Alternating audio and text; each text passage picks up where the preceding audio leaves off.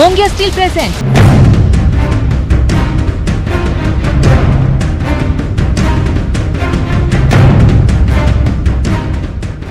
झारखंड की capital city के मुद्दों और जन सरोकार के सवालों के साथ न्यूज 18 की टीम आज पहुंच गई है रांची, जहां पर हम मुद्दों की बात तो करेंगे ही, साथ ही जानेंगे स्थानीय समस्याओं को लेकर क्या कहना है जनता जनार्दन का। बात यदि रांची की सियासत की करें तो रांची जिले में कुल 7 विधानसभा क्षेत्र हैं। 2 विधानसभा सीट पर दूसरे चरण में वोटिंग होनी है। मांडर और तमाड़ में 7 दिसंबर को मतदान होगा।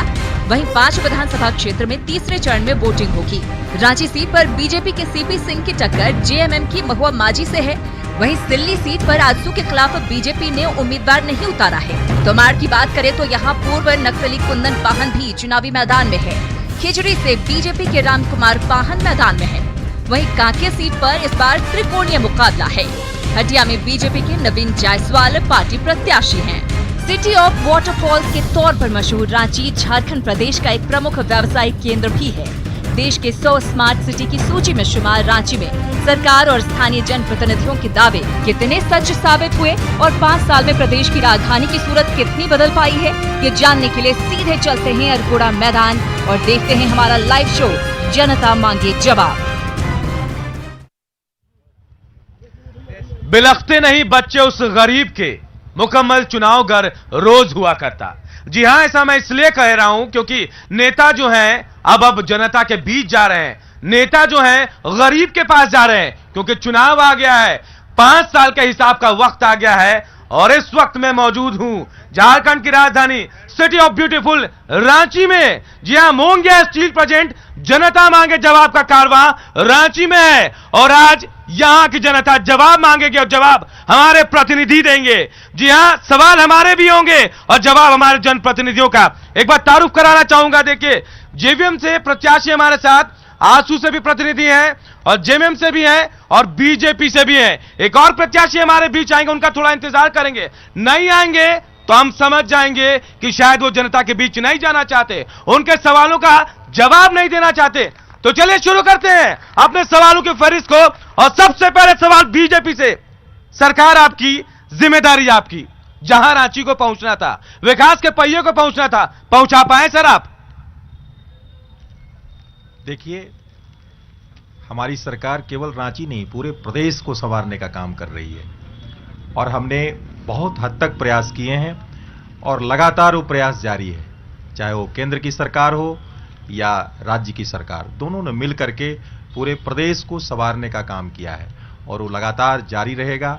जनता जिस जगह रांची को पहुंचना था सर, वहां पहुंचाएं। समस्याएं खत्म हो गई क्या रांची की? हम लोगों ने कभी नहीं कहा कि समस्याएं खत्म हो गई, लेकिन बहुत हद तक समस्याओं को के निराकरण के लिए प्रयास किए हैं और विकास एक सतत प्रक्रिया है, वो लगातार जारी है और हम इसे और अच्छा से करके चलिए मैं आगे बढ़ूंगा। चलिए, सरकार आपकी भी थी, आपने भी राज किया। क्या आपको लगता है कि आप खुद राजधानी में रहते हैं, राजधानी वहां पहुंच पाई जहां पहुंचना था? 19 साल का तो झारखंड हो गया है। झारखंड 19 साल का हो गया। 14 महीने हम लोगों को भी मौका मिला था। एक ऐसी लकीर हम लोगों ने खींची जिसके करीब भी ये लोग नहीं पहुंच पाए। 5 साल इनका शासन मिला, बहुमत की सरकार थी। नगर विकास मंत्री भी इस रांची से विधायक हैं। रांची की क्या स्थिति है मुझे बताने से पहले आप लोग भी रांची घूमे होंगे। रोड का कोई पानी नाली में नहीं जाता। पूरे रांची की स्थिति देख लीजिए। स्मार्ट सिटी हम लोग बोलते थे, स्मार्ट सर विकास के उस पहिए पे दौड़ा पाए आप लोग रांची को? अपनी बात बताइए। आरोप तो आप लगाते ही रहते हैं, अपनी बात बता दीजिए आप। अपनी बात क्यों बताऊंगा? जब हमको मौका मिलेगा तब अपनी बात बताऊंगा। मिला नहीं था सर मौका? सिर्फ 14 महीने कम पड़ गए आपके लिए? बिल्कुल कम पड़ गए। 14 महीने में हम लोगों ने जो विकास की लकीर खींची उसके करीब भी ये नहीं पहुंच पाए हैं। कई एक उपलब्धि। सर बीजेपी कहती है 5 साल कम पड़ गए, आप कहते हैं 14 महीने कम पड़ गए। 10 साल 12 साल चाहिए आपको? आपका लेता हूं। देखिए, ये दैनिक भास्कर आज का है, इसके सुर्खियों में देखिए, स्मार्ट सिटी रांची में हर रोज जाम। सर एक अखबार वो भी उठा लाते हैं जो आपके आरोपों से पटी होती है। चलिए मैं आपके पास आऊंगा सर। अभी आप अलग हो गए, लेकिन राहत भरी बात यह है कि अमित शाह ने कह दिया है कि अगर सरकार बनाने की नौबत आएगी आपको साथ लेंगे। खुश तो होंगे आप? झारखंड के मुद्दों पे हम अलग चुनाव लड़ रहे हैं, बहुत लोग साथ आना चाहते हैं और उनका स्वागत है। दूसरी बात मैं जो कहना चाहता हूं कि हम लोग गांधी जी के ग्राम स्वराज के आदर्श पे चुनाव में आगे बढ़े हुए हैं और लोकसभा में नाथूराम गोडसे की गुणगान हो रही है। तो विचारों में हम कितने अलग हो गए हैं, ये आपको और जनता को जरूर इसका अंदाजा। सर ये बात आप बीजेपी को कह सकते हैं, सवाल उठा रहे हैं, आज आपके बोल बदल गए हैं, शायद कल का समर्थन मिल गया अमित शाह को। अमित शाह को समर्थन कैसे मिल सकता है जब हम सर साफ साफ कह दिया अभी अलग है, लेकिन सरकार बनाने की नौबत आएगी तो आपको साथ लेके चलेंगे। राहत तो है आपके लिए। फ्यूचर प्रेडिक्ट करना मुश्किल। अगर झारखंड के जो इश्यूज हमने किए हैं आज तक चलता है, भारत माता की जय, भारत माता की जय के साथ साथ जो जय झारखंड बोलेगा वो हमारे साथ आ सकता है। चलिए एक नया नारा दे दिया है। मैडम आप बताइए, विकास के जिस पहिए पर रांची को पहुंचना था, राजधानी बहुत खूबसूरत है, क्या सड़कें खूबसूरत हो पाई, नालियां बन पाई, व्यवस्थाएं बन पाई?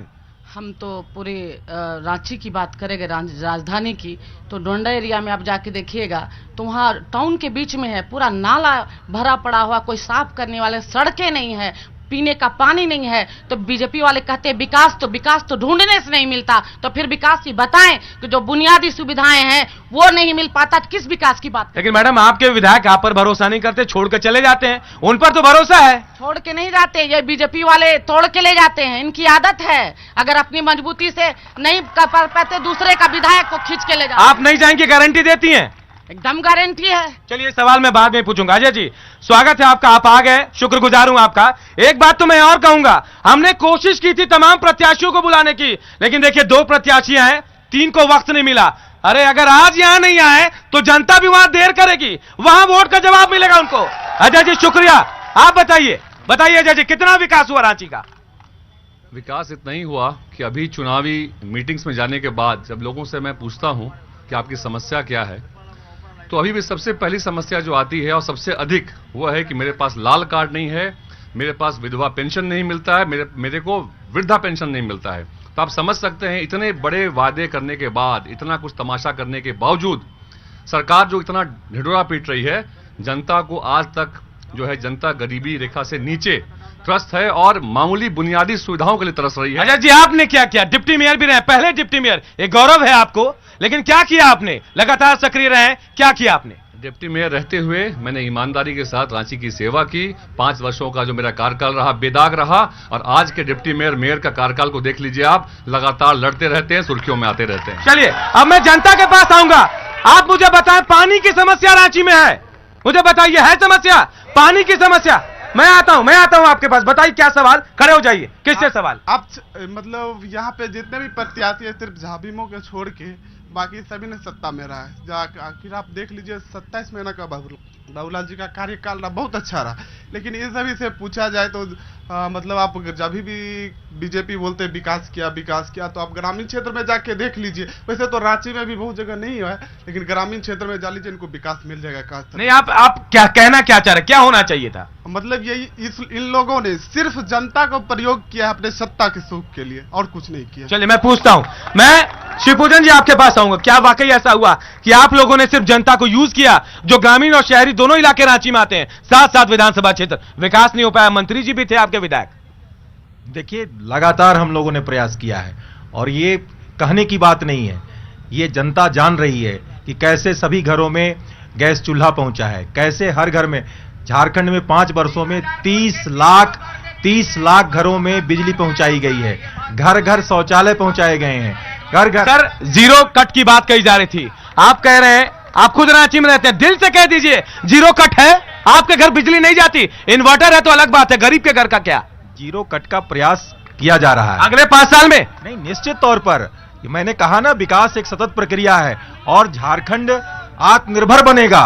केवल बिजली हम उत्पादन करके केवल अपना उपयोग नहीं करेंगे, हम दूसरे को बेचेंगे भी। सर एक और जवाब दे दीजिए, सीपी सिंह जी क्यों नहीं है? 2 प्रत्याशियां हैं सर, क्या उनको इतना वक्त नहीं है कि जनता का जवाब दे पाए? देखिए मुझे उनके आने की सूचना मुझे नहीं मालूम है, आपने किस स्तर पर क्या उनको आमंत्रण भेजा है, मैं इस संबंध में कुछ नहीं बोल पाऊंगा, लेकिन मैं भारतीय जनता पार्टी के प्रतिनिधि के रूप में आपने बुलाया है, मैं आया हूं, और मैं समझता हूं कि हो सकता है कहीं कोई उनकी व्यस्तता होगी या क्या कारण रहा। मैं लोगों के पास आऊंगा। पानी की समस्या को लेकर लगातार मैं कह रहा हूं, क्या ड्राई जोन बन रहा है झारखंड की राजधानी ड्राई जोन बन रही है। चलिए खड़े हो जाइए सर आप। मैं अभी जो सर ने कहा कि गैस कनेक्शन दिए हैं, पेपर में टीवी में 3000 घर में आया था, लेकिन मेरे पास कटिंग है अभी 300 घर में भी गैस कनेक्शन नहीं हुआ है। इसका पहले वो जवाब दे। कहां के बारे में? मेकन कॉलोनी रांची का मैं बात कर रहा हूं, नगर निगम क्षेत्र के अंदर आता है। और ये हरमू हटिया विधानसभा भी आधा से ज्यादा वो नगर निगम के अंदर आता है, लेकिन विकास का 10% भी काम नहीं हुआ है। चलिए, नगर विकास मंत्री 25 साल से मंत्री और विधायक हैं सीपी सिंह जी, रांची को बर्बाद करने में 200% उनका। चलिए आरोप लग रहा है, आरोप लगा तो जवाब भी मैं आपसे ही लूंगा। सुन लिया आपने, जवाब क्या देंगे अब आप? देखिए, सीपी सिंह जी इतने प्रसिद्ध हैं जनता के बीच में, इतने लोग चाहते हैं उनको कि लगातार रांची की जनता उनको प्यार दे रही है और लगातार वो जीतते आ रहे हैं, और वो अपने कृतित्व के कारण जीतते आ रहे हैं, अपने स्वभाव के कारण जीतते आ रहे हैं। और ये कहना कि जनता उनको नहीं चाहती है, ये तो प्रमाण है कि लगातार 5वें बार से वो जीतते चले आ रहे हैं। चलिए इस बार भी देखें। सर आप बताइए, जल जंगल जमीन के अलावा कोई मुद्दे और नहीं है आपके पास? हमारा घोषणा पत्र जारी हुआ है, लगता है आप उसका अध्ययन पूरा नहीं किए हैं। हमारी घोषणा पत्र में उन बातों का जिक्र है जो हम करना चाहते हैं। हमको पूरा 5 साल का टेन्योर मिल गया तो हम दावे के साथ कह सकते हैं कि झारखंड को उस मुकाम तक पहुंचाएंगे जिसके लिए आंदोलन शिबू सोरेन और बिरसा मुंडा और सर आप 5 साल की बात कर रहे हैं, 11 से 14 महीने में सबसे ज्यादा आरोप लगे आप पर।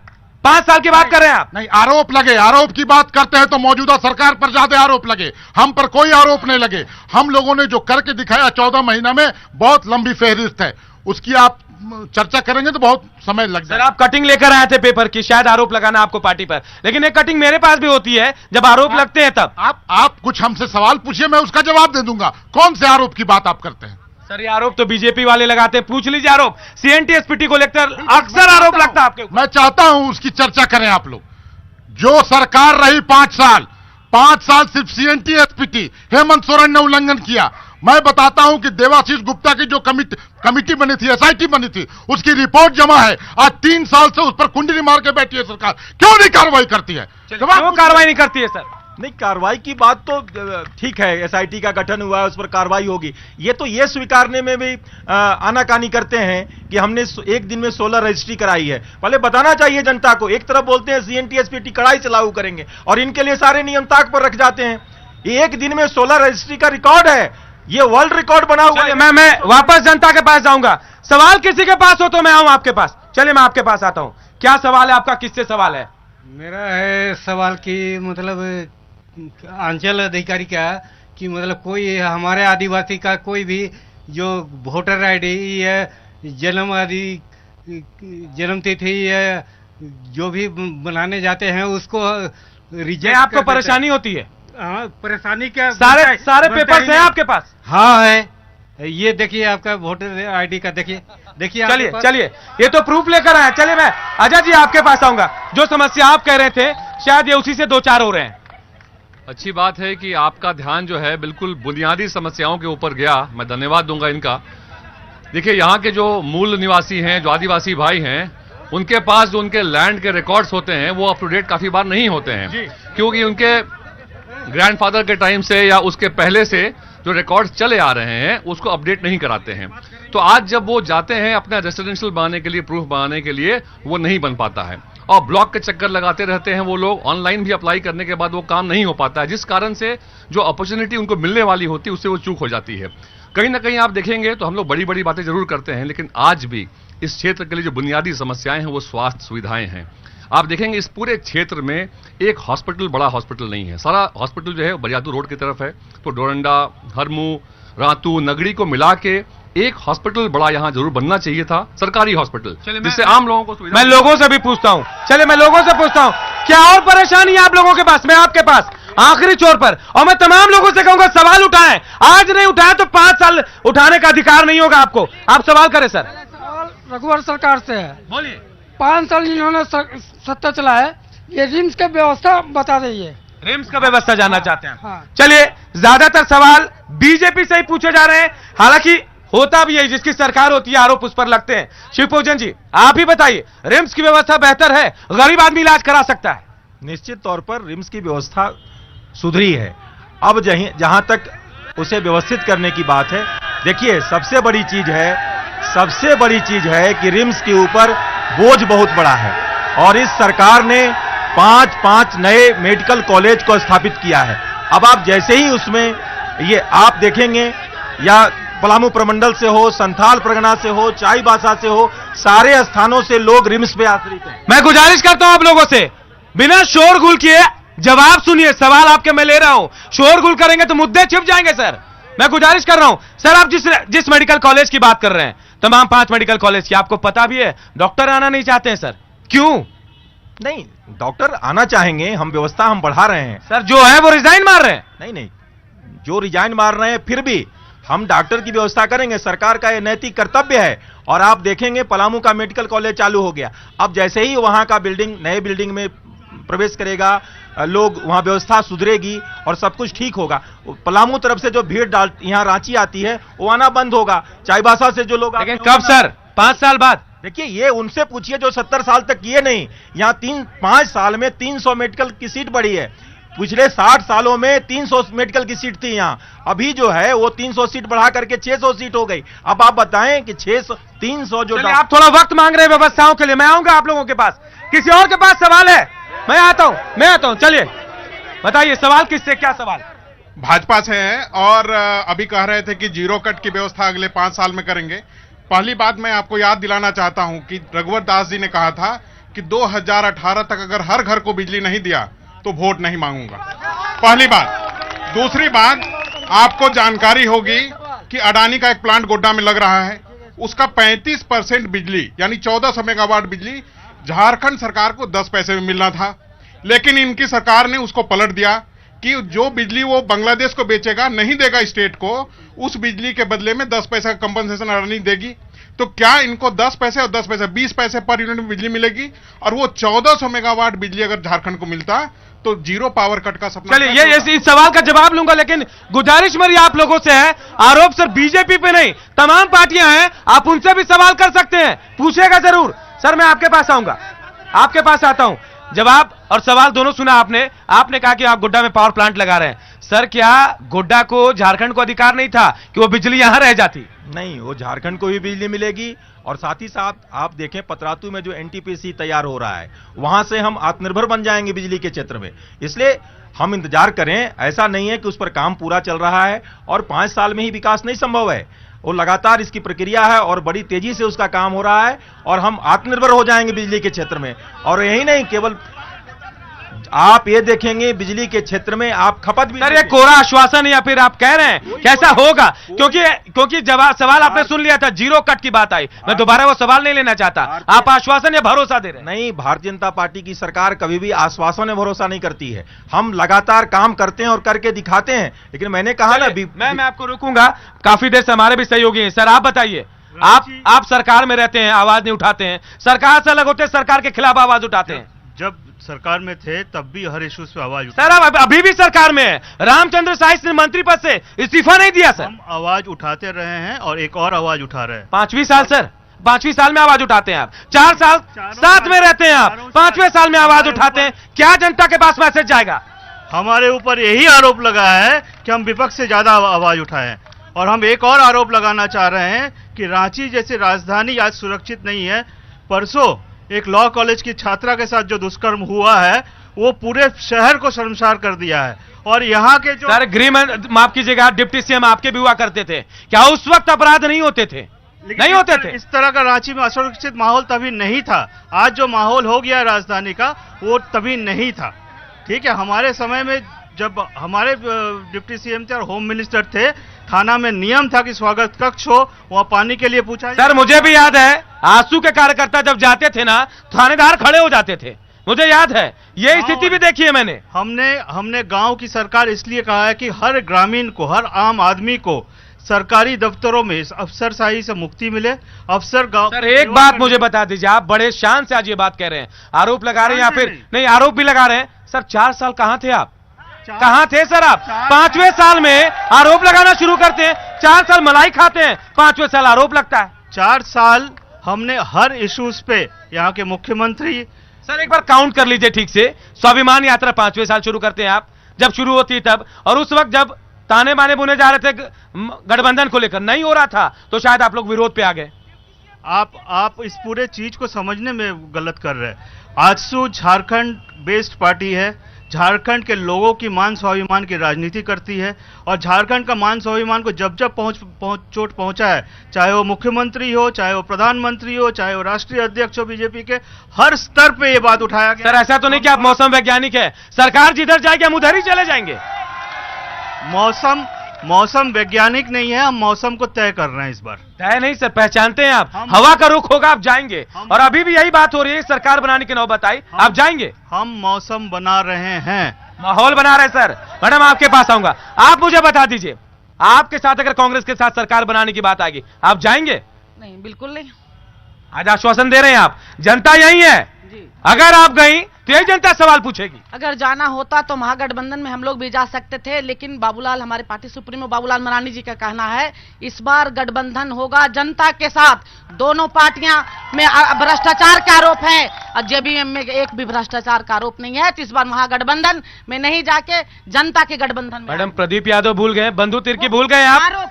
आरोप है तो कब प्रूफ हो जाता है ये बता दीजिए। आरोप तो तमाम लोगों पे है, ये राजनीतिक साजिश है, ये आरोप है, ये प्रूफ। ये आप कह रही है, बीजेपी कहती है राजनीतिक साजिश, कांग्रेस कहती है, जेएमएम कहती है, मतलब कोई मानता क्यों नहीं है? आरोप लगने पे नहीं मानता, क्योंकि बीजेपी का सत्ता है और वो जानबूझ के बड़े लीडरों पे आरोप लगा के उनको धरसाई करने की कोशिश करते हैं। तो ये तो सभी जानते हैं, सभी समझते हैं ये साजिश के तहत किया गया है। चलिए मैं अजय जी आपके पास आऊंगा। अजय जी, शोभा जी कह रही है कि शायद वो नहीं आएंगी, आप यहीं पे मौजूद हैं, और क्या राजनीतिक संभावनाओं का खेल नहीं है? ऐसा नहीं लगता कि अगर नौबत आई सरकार बनाने के लिए तो कोई लोग कुछ भी कर जाते हैं? सर यहाँ तो सिर्फ गठबंधन की बात है। मैं आपके सवाल का जवाब नहीं देके कुछ और बात कर सकता हूं? आपका परमिशन है? आज जनता के बीच हम लोग हैं, जनता के सवालों का जवाब दे रहे हैं। चुनाव में जब आप जाते हैं तो इशू बेस्ड होता है, लोगों से जब आप बात करते हैं, गांव में लोग जब आप पूछेंगे, लोग सड़कों की बात करते हैं, बिजली की बात करते हैं। बट मेरी लोगों से भी अपील होगी कि लोग स्कूल में जब गांव में जाते हैं, किसी मोहल्ले में जाते हैं, स्लम बस्ती में जाते हैं, वहां बच्चों के पढ़ने के लिए कोई जगह नहीं होती है। 1 या 2 कमरे के मकान में लोग रहते हैं और उसी में खाना भी बन रहा है, उसी में लोग रहते भी हैं। क्यों नहीं लोग आज इशू बनाते हैं कि अगर आप विधायक बन के आते हैं तो यहाँ एक लाइब्रेरी बनाइए, एक रीडिंग रूम बनाइए, जहां गरीब बच्चे पढ़ सके, वहां के युवा उस जगह का उपयोग कॉम्पिटिटिव एग्जाम की तैयारी में कर सके, और वहां का विधायक अच्छे अखबार, अच्छे मैगजीन्स, अच्छी किताबें वहां पर रखे। ऐसा किसी क्षेत्र में किसी ने डिमांड नहीं किया। बट मेरी अपील है आप सभी से कि इशू को अलग लेके जाइए। आज भी वही शोर शराबा, वही हल्ला गुल्ला, और नतीजा क्या होता है? फिर आप यही राजनीति है अजय जी, यही राजनीति है। 4 साल ना पड़ेगा, 4 साल अजय जी, लोग अपने घर में सोते हैं, 5वें साल जब चुनाव आता है लोग सामने आ जाते हैं। बदलना पड़ेगा। आज लोगों को अपने जमीन मकान बेचने पड़ जाते हैं किसी का इलाज कराने के लिए। अगर सर मेरी गुजारिश आपसे है कि सर ये 5वें साल जो बात कर रहे हैं 4 साल भी करें सर, आप 4 साल भी करें। चलिए सवाल और भी लेंगे हम, और भी सवाल लेंगे हम, और जवाब अपने जनप्रतिनिधियों से लेंगे। तो मुंगिया स्टील प्रोजेक्ट जनता मांगे जवाब देख रहे हैं आप, और इस वक्त हम रांची में हैं, झारखंड की राजधानी रांची में, और देखिए ये क्राउड, ये भीड़ बता रही है कि जनता कितनी उत्सुक है अपने जनप्रतिनिधियों से सवाल लेने के लिए। उनके सवाल भी लेंगे हम और जवाब अपने जनप्रतिनिधियों से लेंगे। कुछ महिलाएं हमारे साथ, उनका भी सवाल लेते हैं। मैडम आप सवाल लेना चाह रहे थे, खड़े हो जाइए और बताइए क्या सवाल, किससे आपका सवाल? रांची में इतना ट्रैफिक है, इससे हम लोगों की निजात कब मिलेगी? सरकार की इस पे क्या राय है? चलिए बड़ा सवाल है, मैं जवाब भी लेता हूं, और मैं शिवपूजन जी आपके पास आता हूं। पहले ये जवाब मैं आप तमाम 5 लोगों से लूंगा। चलिए शिवपूजन जी, आप भी 2-4 होते होंगे ट्रैफिक की समस्या से, मैं भी होकर आ रहा हूं, कब ये समस्या दुरुस्त होकर खत्म होगी? देखिए सड़कें सुदृढ़ बनाई गई हैं, व्यवस्थित तरीके से उसको जो ट्रैफिक रूल्स हैं उसको पालन कराने की व्यवस्था सुनिश्चित कराई गई है। और अभी आप देखे होंगे इस पर जब कड़ाई हुई तो कई प्रकार की समस्याएं भी आना शुरू हुई हैं। उसका सरकार ने कहा है कि 3 महीने में हम उसको आप ठीक कर लें, जैसे प्रदूषण युक्त वाहन जो हैं, या हेलमेट चला के लोग नहीं चलते हैं। सर ये ट्रैफिक की समस्या है? नहीं, ट्रैफिक की समस्या कुछ और है, जाम की बात कर रही है वो, उससे कब निजात मिलेगी? देखिए जब व्यवस्थित तरीके से ट्रैफिक लोग लागू करेंगे हम व्यवस्था को, तो स्वाभाविक रूप से जाम समाप्त होगा, और ये राजधानी में होना चाहिए व्यवस्थित। इसके लिए मनोज जी, क्या वाकई ऐसी व्यवस्था है? आप लोग कर पाए थे अपने वक्त पे? देखिए 19 साल हो गए झारखंड को, करीब 16 साल इन लोगों ने शासन किया। अगर ये कृत संकल्पित होते, कमिटमेंट होता, तो आज जाम की समस्या हमारे शहर में नहीं होती। यहाँ जो फ्लाईओवर बनने थे, रोड चौड़ीकरण करना था और भी मास्टर प्लान के जो भी प्लान थे, योजना थे, वो धरातल पर नहीं उतरे। सिर्फ लूट हुआ है। 12,500 करोड़ रुपए का नाली और सड़क इस शहर में बना है। आप अंदाजा लगाइए, जिसका पानी, रोड का पानी नाली में नहीं जाता है, तो त्रुटिपूर्ण उसका डिजाइन था। और ये पूरा लूट खसोट का एक बाजार है। हम लोगों ने देखा, पटना बगल में है, 15 साल में पटना शहर का कायाकल्प हो चुका है। तो वहां कमिटमेंट है, यहां कमिटमेंट नहीं है। कमिटमेंट का सर्वथा आरोप है। चलिए मैं आपसे पूछूंगा, क्या समस्या का निदान होगा? ट्रैफिक से आप भी दो चार होते होंगे। इस ट्रैफिक समस्या का सबसे बड़ा कारण यहाँ के विधायक खुद हैं। वो खुद यहाँ के हॉकर्स को रोड पे बैठाते हैं। सर वेंडर भी बन गया, आपको मालूम भी होगा। जो मार्केट है उसमें जितने लोग हैं उससे कहीं ज्यादा लोग रोड पे हैं। आज के तारीख में भी वो 4 धाम की यात्रा प्रॉमिस किए थे, मेट्रो रेल प्रॉमिस किए थे, मोनो रेल प्रॉमिस किए थे, आज तक कुछ नहीं कर। एक ट्रांसपोर्ट मिनिस्टर रहते हुए एक ट्रांसपोर्ट नगर नहीं बनवा पाए। बड़े बड़े ट्रक अभी भी शहर के अंदर आते हैं। तो ये जिस तरह के विधायक हैं, उनका जो सोच है वो रांची राजधानी। सर आपकी सरकार जब थी, आप तो लगभग मुझे लगता है बीजेपी कांग्रेस से ज्यादा सरकार में रहे, उस समय समस्या नहीं थी। आपको शायद गलतफहमी हो रही है। हम सरकार में सहयोगी थे, हमारी सरकार आज तक नहीं बनी है। सर सहयोगी थे, आप सरकार में नहीं थे।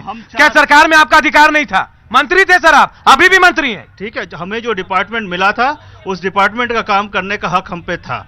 आप अगर अर्बन डेवलपमेंट, अगर आप स्वीकार कर ले कि मेरा जोर नहीं चला, मेरे मंत्री का जोर नहीं चला दूसरे मंत्री पर, यही गठबंधन की मजबूरी। मैडम आपके पास सरकार आपकी भी रही, बाबूलाल जी मंत्री रहे, उस वक्त क्या समस्या नहीं थी? समस्या थी, लेकिन 27 माह का जो मुख्यमंत्री काल बाबूलाल जी मरांडी जी का था, उसी समय जो रोड सड़क पे आप देखते हैं, चौड़ी सड़कें मोराबादी के पास जो आप देख रहे हैं, वो बाबूलाल मरांडी के समय ही बनाया गया था। सिर्फ मोराबादी में, और कोई जगह गिना दीजिए मैडम। मैं आपको रांची की बात कर रही हूँ, राजधानी की बात कर रही हूँ। और तमाम पूरे झारखंड में पुल पुलिया सबसे अधिक अगर बना तो उस समय बाबूलाल मरांडी जी ने बनाया था। बिजली की व्यवस्था भी उस समय काफी अच्छा था, जो कि आज ये स्थिति इतना खराब हो गया है कि आज मैडम एक बात मैं बताऊं आपको, अगर आप इस बात को मानती हैं तो शायद बाबूलाल मरांडी अपने घर में नहीं हारते, अपने घर से भी हार गए वो। अगर उन्होंने काम किया तो जनता जिताती। मैडम आप क्या कह रही हैं? आप सोच रही हैं इनको 14 महीने का वक्त कम लगता है, उनको 5 साल का वक्त कम लगता है, आप कह रहे हैं 24 महीने में बहुत काम कर लिया। देख लीजिए, 27 माह में बहुत सारे काम किए थे। हो सकता है जनता ढंग से नहीं पहचान पाई, लेकिन इस बार झारखंड विकास मोर्चा का सरकार में आएगी और इस बार अच्छा से अच्छा झारखंड का नव निर्माण, मजबूत निर्माण करेगी। इस बार आप जनता ये चुनावी लॉलीपॉप तो नहीं है मैडम आपका? चुनावी लॉलीपॉप नहीं है, ये जनता पहचानती है कि एकमात्र नेता झारखंड में कोई है तो बाबूलाल मरांडी है। मैडम कोई नहीं। मैडम आप कसम खा चुकी हैं, बाबूलाल जी कसम खिला रहे थे, आपने खाया कसम? किस चीज का? पार्टी छोड़ के नहीं जाएंगे। अच्छा, नहीं, पार्टी छोड़ के कहेंगे, कसम खाए हुए हैं। मैडम बॉन्ड पेपर में भी लिख दिया तो बता दीजिए। लिखा हुआ है। अजय जी आप बताइए, अगर आपको सरकार बनाने की नौबत आएगी, जो मैं कह रहा हूं, तो क्या आप लोग, जब आप सरकार में थे वक्त कम पड़ गया था, जो मैं ट्रैफिक जाम की समस्या की बात कर रहा हूं? ट्रैफिक की बात होनी ही चाहिए। रांची अर्बन इलाके में आज ट्रैफिक जाम की समस्या से लोग रोज उससे रूबरू हो रहे हैं।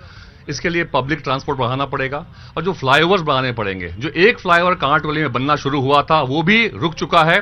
सरकार की आप सोच, जो विजन है, ऐसे ठेकेदार को सरकार ने काम दिया, वो काम नहीं कर पा रहा है। तो आप सोच सकते हैं एक फ्लाईओवर, ये बता दीजिए कि अगला 5 साल मांग रहे हैं क्या फ्लाईओवर बनाने के लिए? रांची के विधायक एक फ्लाईओवर नहीं बना सकते हैं, पब्लिक ट्रांसपोर्ट को नहीं बढ़ा सकते हैं, और बीजेपी के प्रवक्ता कहते हैं कि हम फाइन बढ़ा देंगे तो उससे ट्रैफिक समस्या खत्म हो जाएगी। तो बीजेपी हमेशा आम लोगों को परेशान करके, अगर जो नया इनका रोड का जो नियम आने वाला है उसमें क्या करने वाले हैं, आप रांची शहर के ज्यादातर युवा जो second hand, third hand, fourth hand motorcycle खरीदते हैं 10-20 हजार रुपया में, उसकी इंश्योरेंस अगर नहीं है उनको फाइन इतना कर दिया जाएगा कि गाड़ी की कीमत नहीं देगा। सर आप बता दीजिए, साफ बता दीजिए, अगर आपकी सरकार बनती है तो क्या इन सारे नियमों को पलट देंगे आप? देखिए ये नियम जो है, फाइन करने से रांची में water harvesting, rain water harvesting नहीं होगा तो फाइन किया जाएगा, म्युनिसिपल टैक्स बढ़ जाएगा। उससे क्या पानी बढ़ जाएगा यहां पे या पानी कम होगा? नहीं तो आप सारे नियम बदल देंगे अजय जी? बिल्कुल बदलेंगे। इसलिए बदलेंगे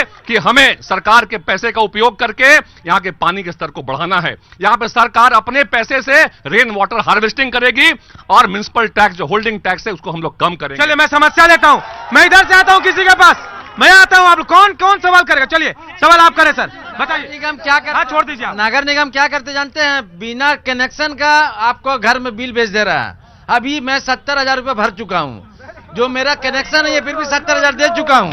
चलिए चले मैं पूछता हूं सर, ऐसा क्या करते हैं आप लोग बिना यूज किए बिल आ रहा है सर? कोई जादू मंतर है क्या आप लोगों के पास? देखिए, ये किसी के बिल में ऐसी त्रुटि हो सकती है, लेकिन उसका समाधान जब वो एप्लीकेशन देंगे तो उसका समाधान भी होता है। भाई क्या समस्या सुलझ जाती है एप्लीकेशन देने पे? सुन लीजिए सर, इलेक्शन के बाद निश्चित सुलझती है, निश्चित सुलझती है, और सरकार पूरी तरह से प्रयास करती है। और अभी जो मेयर हैं ऐसे ही नहीं दोबारा चुन के आई हैं, उनके कार्यों के आधार पर ही लोगों ने उसको दोबारा चुना है। और जितने लोग बोल रहे हैं इनके भी प्रत्याशी थे। जनता यहाँ किसको पसंद करती है इनको मालूम है। ये तो नहीं सर कि लहर में जीत गई वो, नहीं, ऐसा तो नहीं है। और मैं जरा कांग्रेस के उस आरोप का जवाब दे दूं जिसमें उन्होंने कहा कि यहाँ के लोगों को खेत बेचने की जरूरत पड़ रही है इलाज के लिए। इनको आयुष्मान भारत योजना इनको पता नहीं है, ये बताना नहीं चाहते हैं, ये चर्चा नहीं करना चाहते हैं। हर परिवार को, हर व्यक्ति को 5 लाख तक। सर ये उपलब्धि किनारे मैं सवाल लेता हूं, इधर से मैं आता हूं सवाल लेने किसी के पास। कोई है तो सवाल बताइए, कोई भी है सवाल? चले कौन लेगा सवाल? आइए आगे आइए भाई, आगे आइए। चलिए क्या सवाल, किससे सवाल आपका? झारखंड में हमेशा सर, धनबाद से हम रहने वाले हैं, झारखंड में हमेशा घुट चोरी का काम किया है। इन लोग में काम सही नहीं होता। कोई भी नहीं करता क्या? नहीं, बीजेपी सरकार अभी ठीक है हमारा। चलिए आप कह रहे हैं, इधर चाहता हूं सवाल लेने में आऊंगा। चलिए बताइए सवाल। भाई बीजेपी का कैंडिडेट से पूछना चाहता हूं कि अगले बार जिस हम नवीन जायसवाल को वोट दिए थे, आज उससे हम पूछना चाहते हैं कि आपको हम कंघी छाप में वोट दिए थे, आप मेरा वोट जो बेचे हैं तो वह मुझे वापस करें। आप किसको वोट देंगे सर, ये तो आपका फैसला है, आपका फैसला है। लेकिन आपका जो हम दिए थे इससे पहले जो कंघी छाप देख के हमने दिया था और हमारे पीठ में छुरा मार के वह बीजेपी में चल गए, मैं उनसे जवाब चाहता हूँ। मैं जवाब लेता हूँ, मैं जवाब ले लेता हूँ सर। लोगों की आस्था भी जुड़ी होती है पार्टी से, और इनकी आस्था समझ गए होंगे आप। जेवीएम के वोटर्स हैं शायद, अब बीजेपी को वोट कैसे देंगे? नहीं, वो जो भी उसमें हुआ है वो संवैधानिक प्रक्रिया के तहत हुआ। अब वो जो उन्होंने किया उसका फैसला आ चुका, सारे चीज विधि सम्मत। एक सवाल, चलिए आप फैसले की बात तो कह रहे हैं, एक छोटा सा सवाल, अगर कांग्रेस की गवर्नमेंट होती और अगर जेवीएम के विधायक बीजेपी में आते, फैसला उनके पक्ष में जाता? नहीं, उनको पूछ लिया जाए ना महाराष्ट्र में क्या किया उन्होंने, उसी से सवाल मैं आपसे कर रहा हूं सर। नहीं, वो जवाब देना, उनको कहा किसके साथ चुनाव हुआ था, किसके साथ चुनाव हुआ था और किनके साथ बैठे हैं, ये वो जवाब दे दें। सर 5 बजे तो कहीं शपथ नहीं ली जाती, आप तो ले चुके थे। 5 बजे कौन लेता है शपथ सर? 7 बजे सरकार बनाने की कवायद शुरू। नहीं, ठीक है, 5 बजे शपथ लिया हमने, लेकिन बहुमत को हमने ये नहीं किया कि उसको हमने अपहरण कर लिया। ठीक है, बहुमत नहीं थी, इस्तीफा भी दे दिया। चलिए खुलकर नहीं बोल पा रहे हैं, अब सवाल लूंगा मैं, आता हूं, पीछे आता हूं मैं। चलिए आप बोलिए, क्या सवाल है आपका? मेरा सवाल है भाजपा सरकार से कि वो पारा शिक्षक को पूर्ण रूप से अस्थायी नहीं कर रहे हैं और सैलरी उनका क्यों नहीं बढ़ाया जा रहा है, ये मेरा सवाल है भाजपा सरकार से। शिवपूजन जी ऐसा क्यों हो रहा है? सबसे ज्यादा सवाल आपसे हो रहे हैं, चलिए आप बताइए। निश्चित सरकार जब काम करती है तो सवाल भी उसी से होते हैं, लेकिन पारा शिक्षक के जो मानधन 2014 में थे वो कोई भी बता दे कि आज 19 में वही है क्या? उसके मानधन बढ़े हैं और उसके स्थायित्व का प्रयास लगातार किया जा रहा है। अच्छा, आप लोग क्या कर रहे हैं पारा टीचर्स के लिए, बता दीजिए। पारा टीचर्स को 50% आरक्षण दिया गया शिक्षकों की नियुक्ति में। सर पीटने के बाद कोई भी शिक्षक नहीं कह सकता है कि जो राजकीय कार्यक्रम में जो लोग हुल्लड़बाजी किया, जिन्होंने पत्थरबाजी की, माननीय गवर्नर के कार्यक्रम को जिन्होंने सर शायद आप सुन लेते तो शायद ये नौबत नहीं आती। आप बताइए सर, अगर आप सरकार में आते हैं, पारा टीचर जो शिक्षक है, आंगनबाड़ी सेविका है, क्या करेंगे आप? देखिए, एकदम पुख्ता इसका योजना तैयार है, घोषणा पत्र में हम लोगों ने उल्लेख भी कर दिया है। 6 महीना के अंदर अस्थायी समाधान पारा शिक्षकों का और आंगनबाड़ी सहायिका सेविका का, रोजगार जो राजस्व कर्मी है उनका, और भी जो गृह रक्षक हैं, पुलिस कर्मी हैं, जो सभी अभी आक्रोशित हैं इस सरकार से, जो सरकार इनके खिलाफ काम कर रही है, हम सभी इन लोगों को 6 महीना के अंदर। सर आप गए समर्थन में, गए पारा शिक्षक के समर्थन में? क्या बात आप करते हैं, हम लोग अस्पताल क्या किया सर, बता दीजिए मुझे आप। जो विपक्ष में रह के हम कर सकते थे हम लोगों ने किया। सबसे मजबूत थे सर आप, सत्ता पक्ष से भी मजबूत थे आप, उनसे भी ज्यादा मजबूत। क्या किया आपने? हम लोगों ने सड़क से लेकर सदन तक सरकार को मजबूर किया कि उनको नहीं तो अगर हम लोग नहीं रहते तो आज पैरा शिक्षकों को बेदखल कर दिया जाता, हटा दिया जाता। ये झारखंड के लोग हैं, इनके खिलाफ ये सरकार काम कर रही है। उसके खिलाफ जो पुरजोर आंदोलन हेमंत सोरेन जी ने आवाज उठाया, उस आवाज के कारण आज ये सरकार। ये आप अपनी उपलब्धि गिना रहे हैं उनके नाम पे? उपलब्धि नहीं, ये हमारा कमिटमेंट है। सर आप बताइए, ये कह रहे हैं इन्होंने किक करवाया है, आप कह रहे हैं आपने करवाया। पारा शिक्षक की नियुक्ति ही भारतीय जनता पार्टी की सरकार ने प्रारंभ की है। श्रद्धेय अटल बिहारी वाजपेयी जी की सरकार में पारा शिक्षक की नियुक्ति हुई और ये पारा शिक्षक भारतीय जनता पार्टी के कार्यकाल में आए हुए हैं और उनके प्रति पूरी तरह से सहानुभूति है और लगातार उनके उन्नयन के लिए सरकार। चले मैं लोगों के पास आता हूं, पीछे आता हूं, मैं पीछे सवाल लेता हूं मैं लोगों से। चले मैं आता हूं, मैं बारी बारी से आऊंगा, बारी बारी। चलिए मैं बारी बारी से लूंगा सवाल। चलिए सवाल लीजिए आप। सर आप रांची में जो डेवलप, मैं कोई लीडर का पार्टी का से डिपेंड नहीं करता हूं, लेकिन आप लोग स्टूडेंट के लिए क्या किए? कोई किसी कुछ भी नहीं किया। स्कॉलरशिप घटाया गया, उड़ता हाथी चला गया, ठीक है, कुछ भी नहीं। नौकरी स्टूडेंट को नौकरी नहीं दिया। लेकिन बीजेपी सरकार कर लाखों नौकरी दे रहे हैं हम। कहाँ नौकरी? जितने गवर्नमेंट नौकरी उसको प्राइवेट किया जा रहा है। क्यों किया जा रहा है? हमें तो अगर आप सड़क नाली बना रहे हैं, अगर हमें डेवलप करेगा तो सड़क नाली यूं बना देंगे। आप लोग नेता अपने स्कॉर्पियो से जाने के लिए सड़क नाली बनाते हैं ना। मैं झारखंड सरकार से सवाल करना चाहता हूं, विजय सरकार से, कि झारखंड के शिक्षित बेरोजगार युवाओं के लिए कितना परसेंट रोजगार मुहैया कराया है? मैं प्रतिशत जानना चाहता हूं। हाँ, मेरा सवाल ये है, बीजेपी और आजसू से है, क्योंकि सत्ता पक्ष में वही है और सत्ता पक्ष से ही सवाल पूछा जाता है। मैं विपक्ष से क्यों पूछूं? जी बोलिए। मेरा सवाल ये है कि 5 साल में एक भी जेपीएससी क्यों क्लियर नहीं हुआ? चलिए मैं पूछूंगा, और ये सवाल मैं पांचों से पूछता हूं। सर सवाल आपने पूछ लिया और जिम्मेदारी मैं आपके पास भी आऊंगा। मैडम आपके पास आता हूं। सरकार तो आपकी भी रही बाबूलाल जी की, 24 महीने की बात कर रहे हैं आप, 27 महीने। चलिए 27 महीने क्या कर लिया युवाओं के लिए आप लोगों ने?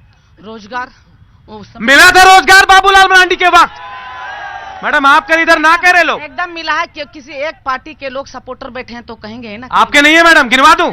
बहुत है। ताली बजाएंगे तो शायद वो भी बोलेंगे, लेकिन आप खुल के बता दीजिए। बाबूलाल के समय जो 27 महीना का मुख्यमंत्री का काल था, उस समय नौजवानों को पायलट बनाया गया, बहुत सारी नौकरियां मिली, बेटियों को मुफ्त में साइकिल बांटा गया था।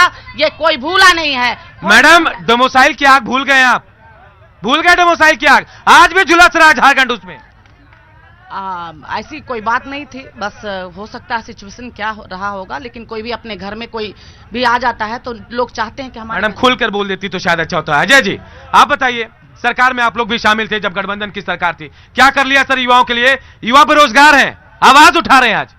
देखिए, जो 5 वर्षों में जेपीएससी नहीं हुआ एक भी एग्जाम, ये एक ज्वलंत समस्या है और हर जगह लोग पूछते हैं इस बात को। इसका जवाब सरकार देगी।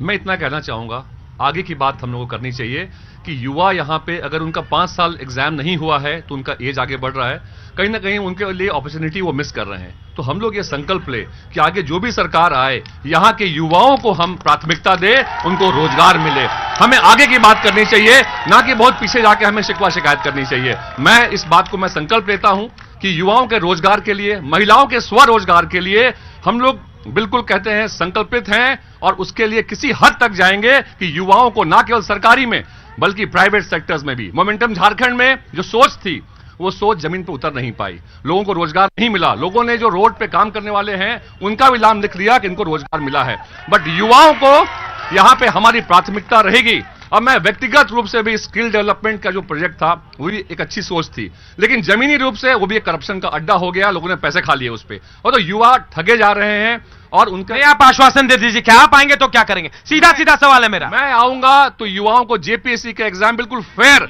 एंड ट्रांसपेरेंट तरीके से होगा। ये आश्वासन आपने दे दिया। सर आप बताइए, आप आते हैं तो क्या करेंगे सर? जैसे यूपीएससी हर साल नियम से परीक्षाएं कंडक्ट करती है। कहां सर? यूपीएससी की बात। यूपीएससी जैसे यूपीएससी सेंटर में हर साल नियम के अनुसार परीक्षाएं कंडक्ट करती है, पारदर्शी तरीके से करती है, ठीक उसी तरीके से जेपीएससी का एग्जाम हर साल हो। सर 4 साल तो नहीं करा पाए, आप सरकार में तो थे, आपने अपनी मजबूरी गिना दी कि सरकार हमारी गठबंधन की थी, आप इतना नहीं कर पाए। सर क्या इतना भूता है कि सरकार अकेले बना लेंगे आप?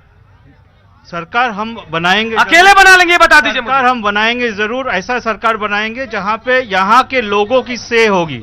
आज तक जो सरकारें बनी हैं, लोगों की, आम जनता की, उसमें कोई आवाज नहीं थी। हम जो सरकार की कल्पना कर रहे हैं उसमें आम लोगों की आवाज। सर अभी आपने अपनी मजबूरियां गिनाई, मैं उम्मीद करूंगा सरकार बनेगी तो उस वक्त मजबूरी नहीं गिनाइएगा, उस वक्त आप मजबूत रहें, क्योंकि आप तो कुछ फैसला ले नहीं पा रहे हैं। हम जनता की सरकार बनाएंगे, किसी व्यक्ति की सरकार नहीं बनाएंगे।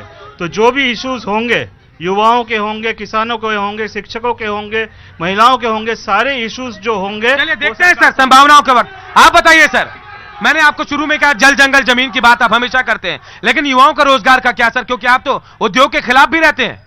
हम जल जंगल जमीन ही हमारा एजेंडा नहीं है। आप हमारा घोषणा पत्र देखें, स्पष्ट रूप से उल्लेख है कि पहले साल में ही, सरकार बनने के पहले साल में ही 5 लाख युवाओं को सरकारी नौकरी दी जाएगी जो रिक्त पड़े हुए हैं इस सरकार में, और जेपीएससी की परीक्षा कराई जाएगी। और अगर रोजगार नहीं दे पाए तो जो भी बेरोजगार होंगे उनको 6,000 रुपये महीने बेरोजगारी भत्ता दिया। सर बेरोजगारी भत्ता, चलिए मैं एक सवाल पूछता हूं, बेरोजगारी भत्ता देकर क्या उनको आप काम से रोकेंगे? क्यों? नहीं, मैं पूछ रहा हूं आपसे, अगर वो सक्षम है तो नौकरी मिलनी चाहिए, आप पैसा देंगे सर, तो क्यों नौकरी करेगा वो? मिलनी चाहिए। 5 लाख नौकरी हम लोग देंगे, ये कमिटमेंट है। पद रिक्त पड़े हुए हैं, वन रक्षी के हों, शिक्षक के हों, पुलिस के हों, सभी पद रिक्त पड़े। इतना मादा है 5 साल में बीजेपी नहीं दे पाई, अगर आपकी बात मानूं मैं, आप तो अभी कह रहे हैं आप दे पाएंगे इतने? बिल्कुल दे पाएंगे। इनकी प्राथमिकता सूची में अडानी अंबानी है, हमारी प्राथमिकता सूची में अरगोड़ा होगा, टुंगरी टोली होगा, हरमू होगा, अशोकनगर होगा। हमारी प्राथमिकता। सवाल लेता हूं मैं आना चाहूंगा। चलिए मैं आपके पास आता हूं। चलो भाई सवाल लीजिए। मेरा सवाल दोनों पार्टियों से, बीजेपी और कांग्रेस से। एक तो महिला सशक्तिकरण और दूसरा खेल। जो हमारा खेल का मैदान है, रांची, हटिया, सब जगह सिमटते जा रहा है, तो उसके लिए कुछ होना चाहिए। और महिला सशक्तिकरण, कल ही हमने सुना कांके में जो कांड हुआ, उसके बाद उस पे इन लोगों का क्या है स्टेक, नेक्स्ट स्टेक क्या है? मैं पूछता हूं सर, नारी सशक्तिकरण की बात होती है, नारी, चलिए आपसे ही पूछता हूं, कितना सशक्त बना पाए सर नारी को आप? कल ही जो कांड हुआ आप समझ सकते हैं कितनी भयानक और दर्दनाक घटना हुई। देखिए, नारी सशक्तिकरण के लिए भारतीय जनता पार्टी की सरकार ने जितना काम किया है वो किसी भी सरकार ने उतना काम नहीं किया। आज चाहे वो 1 रुपए में रजिस्ट्री के माध्यम से यहां लगभग 2 लाख महिलाओं को 1 रुपए में 50 लाख तक की प्रॉपर्टी जो है और रजिस्ट्री की सुविधा दी गई है, और चाहे उज्ज्वला गैस के माध्यम से, चाहे आप नारी सशक्तिकरण की बात कर, मैं महिला से सवाल लूंगा। कोई महिला है जो? मैडम आप बताइए, नारी सशक्तिकरण की बात हो रही है, क्या वाकई आप सशक्त हुए हैं? हाँ हम हुए हैं, क्योंकि आज के डेट में जो गरीब है वो कभी इंडियन गैस कभी नहीं देख पाते, और वो शौचालय बाहर खेत में करने के लिए जाते थे। मोदी सरकार ने आके ये सब कुछ किया है। चलिए शिवपूजन जी, एक समर्थक तो आपको मिल गया, मैं आपके पास आऊंगा। मनोज जी, क्या वाकई नारी सशक्त हो पाई है? देखिए नारी, सर ये बीजेपी समर्थक भी हो सकती है। समर्थक नहीं, सच्चाई बोल रही है। नारी सशक्तिकरण की बात ये लोग करते हैं, इनको शोभा नहीं देता। ये अटल आडवाणी की पार्टी नहीं रही, ये चिन्मय आनंद और कुलदीप सेंगर की पार्टी हो गई है। ये बड़ी बड़ी बातें करते हैं। आज जो हालात शहर में है, आज जो रेप की घटनाएं हो रही हैं, वो आखिर इतना मनोबल कैसे बढ़ गया? आप जो आरोप लग रहे हैं इस सरकार पर, उसका जवाब देना होगा। प्रदीप यादव पर आरोप लगा, आपने उनको जेल के अंदर डाल दिया। ढुल्लू महतो पर जो आरोप लगा, कोर्ट को इंटरसेप्ट करना पड़ा एफआईआर करवाने के लिए। आज तक ढुल्लू महतो बाहर है, क्यों बाहर है? कल इतनी बड़ी घटना हो गई, क्या कर लिया आप लोगों ने? आपको तो सामने आना था। पूछिए सामने से। हमारे संगठन उतरे हुए हैं, आज चुनाव का समय है, परमिशन लेना होता है। हमारी पूरी हमदर्दी है उस परिवार, उस लड़की के साथ, लेकिन हम लोग। मैं और सवाल लूंगा, कोई और जो सवाल लेना चाहे मैं आता हूं आप लोगों के पास। चलिए आता हूं, मैं पीछे छोर पे जाऊंगा। चलिए आप ही सवाल ले लीजिए। चलिए सर, यहाँ पर सबसे बड़ी समस्या है पानी का। अब पानी के समस्या के लेकर कोई भी पार्टी नहीं करता। जितने भी पार्टी के प्रतिनिधि हैं, मैं सबसे सवाल करना चाहता हूँ कि हमारे यहाँ इस जहाँ पर ये हो रही है पार्टी की वजह, वहाँ पर 8 महीना पानी नहीं रहती है। पानी के बिना कोई जी सकता है? पानी की समस्या, आपकी पानी की समस्या से तमाम लोग दो चार हो रहे हैं। और मैं एक बार फिर अपने दर्शकों को बता दूं, हम मोंगिया स्टील प्रेजेंट जनता मांगे जवाब के जरिए आपके सवाल अपने जनप्रतिनिधियों से पूछ रहे हैं और जवाब इनसे ले भी रहे हैं। मैं आपके पास आऊंगा मैडम। पानी की समस्या, ड्राई जोन तो बन रहा है, रांची बन रहा है, क्या करेंगे आप लोग, कैसे निपटेंगे इससे? हर साल सरकार करती है मुकम्मल व्यवस्था, लेकिन बारिश में पोल खुलती है, बारिश निकलते सूखा पड़ने लगता है, नल में पानी नहीं आता। ये जनता का जो सवाल है एकदम बिल्कुल सही है कि आज इतना पानी की समस्या ज्यादा हो गया है कि लोग हरमू और डोंडा इलाके में लोग डब्बा ढक्कन लेके वो आंदोलन करते हैं। और हमारा घोषणा पत्र में दिया गया कि 5 साल में हम लोग हर घर में नल के जरिए पानी पहुंचाएंगे। अजय जी, पानी की समस्या हटिया में भी बहुत ज्यादा, डैम है आपके पास, लेकिन क्या वाकई पानी वहां रह पाता है डैम में? देखिए, पानी की समस्या बहुत ही जटिल है और आने वाले दिनों में हमें और डैम्स बनाने की जरूरत पड़ेगी। जो डैम ऑलरेडी हैं, चाहे वो हटिया डैम, धुरवा डैम जो है, कांके डैम, गेतलसूर डैम, तो गेतलसूर डैम आप तीनों डैम को देखेंगे तो तीनों में डिसल्टिंग करने की जरूरत है और उसमें गंभीर प्रयास करने की जरूरत है कि हम डैम को और बेहतर कर सके, क्योंकि हर घर में अगर पानी देना है तो कैपेसिटी भी बढ़ानी पड़ेगी। इस बारे में सरकार की कोई योजना ही नहीं है। अगर सरकार योजना नहीं बने, यहाँ के विधायक अगर सिर्फ अपने हित, संक्षेप में बता दें सर, अपने हित की सोचते रहेंगे तो यहाँ के प्लानिंग के लिए बात नहीं करते हैं लोग, सिर्फ अपने आप को प्रमोट करने में। चलिए, मैं गुजारिश करूंगा आप तमाम लोगों से, आप दो प्रत्याशी और आपके उम्मीदवार, जो जनता सवाल कर रही है सर, इसका जवाब भी देंगे और शायद अगर आपके प्रत्याशी जीत कर आते हैं तो इनका समाधान भी कीजिएगा, ये मेरी गुजारिश है। देखिए, सवाल बहुत होंगे, विकास सतत प्रक्रिया है और आगे भी विकास होता रहेगा, लेकिन सवाल आगे भी लेंगे और जो सवाल आज जनता ने पूछा है इसका जवाब जनता वोट के जरिए देगी। इंतजार करते हैं, जब चुनाव के परिणाम आएंगे तब पता चल जाएगा जनता ने किसका हिसाब कर दिया है। फिलहाल मुझे दीजिए इजाजत, आप देख रहे थे मुंगेर स्टील प्रेजेंट जनता मांगे जवाब।